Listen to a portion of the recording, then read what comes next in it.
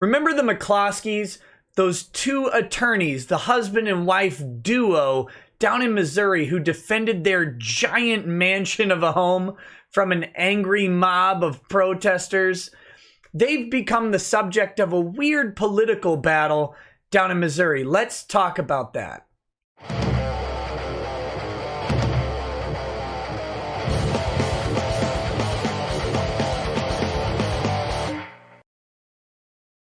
Hey, what's up, guys? Welcome to Law-Splaining the Interwebs. I'm your host, Nick Rekieta of Rekieta Law, a small law firm in central Minnesota. And today, we're talking briefly about the McCloskeys. That's the couple down in Missouri, the husband and wife attorney duo, armed to the teeth, protecting their mansion from the horde of Antifa and Black Lives Matter protesters that were walking around, right? And pretty much anybody with any logical sense said a couple things about that. The video went viral, but they said a couple things. One, man, I hope a mob doesn't show up on my lawn. Two, these people should have a right to defend themselves. And three, maybe that lady shouldn't be pointing the gun at all those people, though. Like, that was the three things that I took from it. But all of that said, you can kind of put yourself in the scenario of there's an angry mob of people walking onto my property, and I certainly don't want my stuff broken or me put in danger, right? Like, that's the general idea that people can come across with that sort of situation. But it is ridiculous to put these two people in front of this massive home. I mean, it looks like a singing museum. I love it. I wish I had it. It would be great.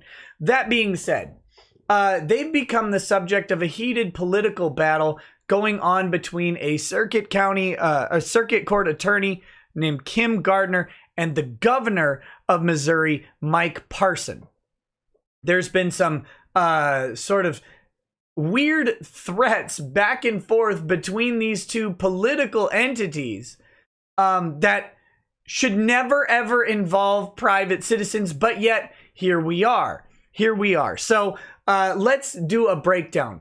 Long story short, you know about the protests. You've probably seen the video of these people out allegedly defending their home from a mob of protesters. They say that certain people had come onto their property and they felt threatened, so they had firearms. And I believe that the wife who was holding out the pistol at everybody, if I'm not mistaken, that actually is a pistol that is unable to fire, and the wife has testified or offered statements that she knew that it was not able to fire. So this is not, perhaps not even qualified as a firearm, but no such luck on the husband with the sweet AR sitting out there. I mean, I can't get over the picture. It's great. Anyway, they did their thing, and then shortly thereafter, Circuit Attorney Kim Gardner launched an investigation. They obtained search warrants. I believe their guns were seized as part of this process, and there may be criminal charges actually filed against them. Well, Governor Mike Parson has decided that that is not going to be that much of an issue, kind of reprimanding the attorney without actually reprimanding the attorney. Let's take a look at the story and let's talk about the consequences. All right, so we've got the headline up here. Missouri governor says he'd pardon St. Louis couple if they are charged for brandishing guns at protesters. So Mike Parson suggested on Friday that he's prepared to pardon a St. Louis couple if charges were filed against them for brandishing firearms at a group of protesters outside their home. Speaking on the Mark Cox Morning Show in St. Louis, Parson was asked about an investigation Circuit Attorney Kim Gardner launched into Mark and Patricia McCloskey. The two were seen in widely shared footage from June, pointing guns at a group of protesters who were walking down their street as part of a demonstration. You can see how this is framed. They're ignoring the fact that their street is a private street in a private community that is all private property, and the fact that it has been alleged that more than one of the protesters had actually entered onto their own property as well as just the private street in front. But it is the hill we got to deal with we've got to deal with a little bit of the bias coming through. The McCloskeys claimed in a police report that they felt threatened by the demonstrators and feared that they would assault them or destroy their property. But Gardner said that she would look into the events, noting at the outset of her probe that, quote, "We will not tolerate the use of force against those exercising their First Amendment rights." Well, I'm sorry, let's be very clear on this. You have a right to exercise, obviously, your First Amendment rights. Those rights end when you threaten another person, or if a reasonable person in their situation would feel threatened. And that includes entry onto their property. It includes intimidating gestures. It includes all sorts of things that could happen while exercising your First Amendment rights. Your First Amendment rights don't trump someone else's right to personal safety. And they can exercise that right by exercising their Second Amendment right and bearing arms. They can do that. Now, there's a lot of questions around whether or not a reasonable person would have felt threatened, and that is something that maybe should be investigated. But the way this is phrased has nothing to do with the legal standard of whether or not you're justified in exercising self-defense and using force and brandishing a gun. That should trouble people with how this attorney is taking this out. Remember, your First Amendment rights only extend insofar as a state actor is concerned. So the McCloskeys are private attorneys on their private property. They are not state actors. They have no ability at all to infringe upon someone else's First Amendment rights in any meaningful way. This is rhetoric being used to, how do we put this? Push a certain policy perspective on protests. Parson strongly pushed back against the impetus for the investigation, saying that the McCloskeys did what they legally should do. I don't want this on. Go away. A mob does not have the right to charge your property. They had every right to protect themselves, he said. Asked whether he would consider a pardon if the charges were filed, Parson said, "I think that's exactly what would happen. Right now, that's what I feel," he said. "You don't know until you hear all the facts, but right now, if this is all about going after them for doing a lawful act, then yeah, if that scenario ever happened, I don't think they're going to spend any time in jail. We will not allow law-abiding citizens to be targeted for exercising their constitutional rights," Parson added in a tweet linking to his comments. So that is, that's about all we're going to take from this. There's a little barb back from the, we'll get to that real quick. Gardner has dismissed the criticism she's received from Trump and Parsons. She said in a statement on Thursday that while they continue to play politics with the handling of this matter, spreading misinformation and distorting the truth, I refuse to do so. Remember, just up above, she said that they were infringing upon someone's First Amendment rights, and this clearly looks like a political prosecution if I've ever seen one. But that being said, let's go through some scenarios. What happens if they are charged with the crime? What happens if they're convicted with the crime? And what happens if they're pardoned for the crime? Right? Like, that matters. Obviously, if they're charged, they get the wonderful stigma of being targeted by the state. They will have to go to court. They will have to defend themselves. They may be able to assert their right to self-defense against the charges at a pretrial motion. That is a possibility. They could try and get the case dismissed based on a justifiable use of force in brandishing the firearms. And that is hopefully the outcome you would want if you felt genuinely threatened. Now, these are two attorneys. They are two civil rights attorneys. We can hope that they have acted with prudence in their discussions with police and the statements that they've made. And if they have maintained the entire time, as they should, that they were in reasonable fear for their personal safety and reasonable fear for their lives, then their drawing of the guns could be justified. The question would be, once they're in fear for their lives or safety or property, would a reasonable person in the same situation be in fear? But it's critical that both of those things are fleshed out. you always want to maintain, if you're exercising your right to self-defense in any capacity, that you were indeed in fear. You should always maintain that perspective. You never want to talk to them and be like, oh, I'm not afraid of those guys. I got a big gun. That's a terrible way to go about things. The only reason you should be drawing a firearm or firing a firearm at another person is if you are in fear for your life. That's the way the law is written, and that's the type of action you should maintain. Now, if they're convicted of this, aside from all of the other issues that come out of it, potential jail time, fines, and stuff like that, they will, of course, be subject to a loss of rights, depending on the level of charge that they are actually convicted for.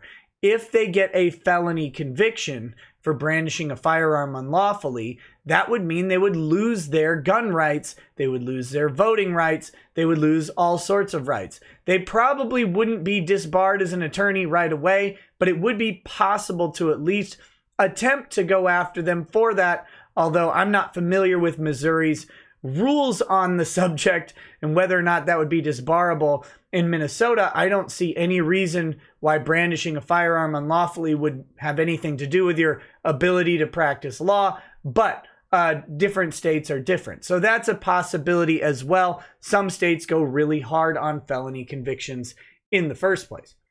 That being said, let's talk about the governor and his power to pardon. This is from the Missouri Guide on Executive Clemency. The governor's authority to grant reprieves, commutations, and pardons, and those are three different types of executive clemency with different meanings, is derived from the Constitution of Missouri, Article 4, Section 7. The governor may grant reprieves, commutations, and pardons after conviction for all offenses except treason and cases of impeachment. The governor may impose conditions, restrictions, and limitations as deemed proper. Now, this is a little bit different from the federal pardon power, okay? The president of the United States can preemptively pardon someone for crimes that they may be charged with but haven't been charged with yet, related to a certain thing. Actually, President Gerald Ford famously pardoned Richard Nixon for any crimes he may be charged with, and that pardon was effective. It prevented the prosecution of Richard Nixon. So, anyway, these are different things. Of course, the pardons actually do something different than a commutation or a reprieve, but they, in Missouri, have to wait until a conviction actually occurs. The governor may impose conditions, restrictions, or limitations as deemed proper. So let's look at this. The governor did mention a pardon. And so he's got two options here, a full pardon or a partial pardon. Real quickly, a commutation of the sentence is just what happened with between Trump and Roger Stone, where Roger Stone is still guilty of the crime that he committed. He is not pardoned for it. That is still on his record. He will always be guilty of that crime. He just had his sentence commuted, which means he doesn't have to serve the incarceration portion of the sentence. And potentially they may have commuted the fines. I don't know if they did that or not. But that's what commutation is. It stops you from the punishment being meted out upon you. It doesn't pardon you for the crime, and all of the other secondary impacts of that crime will persist with you. Again, Roger Stone being convicted of a felony, he will not be able to vote. He will have to go through a process to get his voting rights restored at a later date if he meets specific conditions. Reprieve stays the execution of a sentence for a period of time and is ordinarily an act of clemency extended to a prisoner to afford an opportunity to procure modification of the sentence imposed. So once you've got a sentence, a reprieve is a break from the sentence. And so you may have a break to pursue other things. Maybe you get a reprieve on appeal if they believe that there's some sort of mistake made by the court, but the governor isn't willing to give you a full pardon. He can grant you a reprieve while you pursue other options. But what we're really talking about here, of course, is the pardons, full pardons and partial pardons. The full pardon does not remove the conviction from the individual's criminal record. And these are going to be state-specific rules on pardons. Each state defines this, and it's pretty important how the states define it. A full pardon restores all rights of citizenship and removes any disqualification or punitive collateral consequence stemming from the conviction without conditions or restrictions. Now, a partial pardon is similar. Partial pardon is similar, but it is not the full scope of relief. It is more limited, and those partial pardons will be kind of tailored individually towards the applicant. Yes, you have to typically apply for executive clemency, but the partial pardon will pardon various aspects and maybe restore specific rights, but not the others. Say you want to restore voting rights, but not gun rights. You could, in theory, do that via a partial pardon. So how does all this play out? Because this is all state law. It's a state conviction. It is a state pardon, but the prohibition on the ownership of firearms is actually a federal statute, 18 USC 922, if I'm not mistaken. That is a federal statute that prevents you from owning a firearm if you've been convicted of a felony or a domestic assault misdemeanor, either one of those. So once that happens, you have to have a particular type of pardon. And that is right here. We've got it. Frequently litigated issue under Section 922 G1 is whether a convicted felon is exempt from the prohibitions of the statute because of a post-conviction restoration of civil rights under state law. And the short answer is it depends on the state. It depends on the state. The federal statute actually does allow states to grant restoration of federal civil rights. So in this case, summarizing, you can read through it. It's here. Pause it if you want to read the whole thing. But it's really going down to the second paragraph in United States v. Ramos. The court held that the term restored in 921A20 requires the state to make an individualized official judgment that the defendant should be accepted from the prohibitions of 922 G1. The criminal division takes the position that where state law contains any provision purporting to restore civil rights, either upon application by the defendant or automatically upon the completion of a sentence, it should be given effect. So going back to the executive clemency options in Missouri, a full pardon would restore all rights of citizenship, including at the federal level for firearms, and a partial pardon could be individually tailored to restore those rights at the federal level as well. So that's where we end up on the Missouri McCloskey situation. I found it pretty interesting to see the governor already coming out firing, say, look, I will pardon these people if they go ahead and get convicted for this. But that doesn't mean that they're not going to be charged and have their lives and reputations dragged through the mud. I mean, they already are kind of having their lives and reputations dragged through the mud because of the viral nature of the video and the way that they've been categorized. I know for me, the one thing I definitely don't want is a mob of angry protesters walking on my property. And if they did, you might find me out on a video. Who knows? I don't know. Anyway, guys, I hope you found this to be somewhat educational.